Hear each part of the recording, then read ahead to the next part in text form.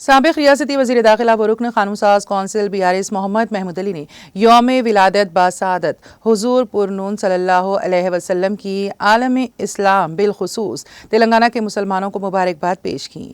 انہوں نے موجودہ حالات کے تناظر میں ریاست میں جلوس میلاد النبی صلی اللہ علیہ وسلم کی تاریخ کو آگے بڑھا دینے کے میلاد جلوس کمیٹی کے فیصلے کا خیر مقدم کیا۔ انہوں نے کہا کہ آج محسن انسانیت صلی اللہ علیہ وسلم کی تعلیمات کو عام کرنے کی ضرورت ہے۔ صحافتی بیان میں محمد محمود علی نے کہا کہ حضور پاک صلی اللہ علیہ وسلم کی تعلیمات ہمارے لیے مشعل راہ ہے۔ محمد محمود علی نے مسلمانوں سے خواہش کی ہے کہ وہ اسلامی تعلیمات پر عمل آوری کے ذریعے اپنی دنیا و آخرت کو کامیاب بنائیں۔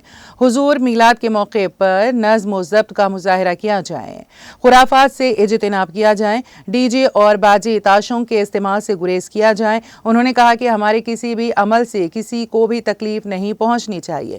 جلوس محمدی صلی اللہ علیہ وسلم کے دوران مسلمان اخلاق و کردار کا اعلیٰ نمونہ پیش کریں۔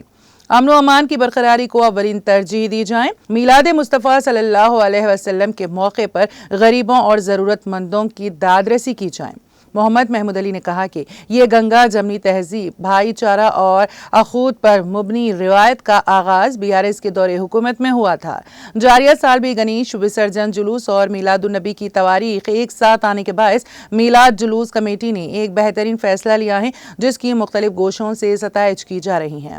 انہوں نے کہا کہ BRS کے دور حکومت میں امن و امان کی برقراری کے ساتھ ساتھ گنگا جمنی تہذیب کے فروغ کے لیے نمایاں خدمات انجام دی گئی تھی۔ تلنگانہ ہندو مسلم اتحاد کا مرکز رہا اور سارے ملک میں یہاں کی قومی یکجہتی مثالی رہی۔ محمد محمود علی نے کہا کہ ایک دوسرے کے مذاہب کا احترام امن و امان کی برقراری کی کلید ہے۔ انہوں نے کہا کہ عید اور تہوار خوشی اور مسرت لے کر آتے ہیں، لہٰذا ہر ایک کو ایک دوسرے کے جذبات اور احساسات کا پاس و لحاظ رکھنا چاہیے اور عیدین اور تہوار کو منانا چاہیے۔ محمد محمود علی نے کہا کہ میلاد جلوس کمیٹی نے سال گزشتہ کی طرح جاریہ سال بھی میلاد جلوس کی تاریخ کو آگے بڑھا کر فراخ دلی کا مظاہرہ کیا ہے اور ایسے اقدامات کے باعث فی الواقع سماج میں فرقہ وارانہ ہم آہنگی کو فروغ حاصل ہوگا۔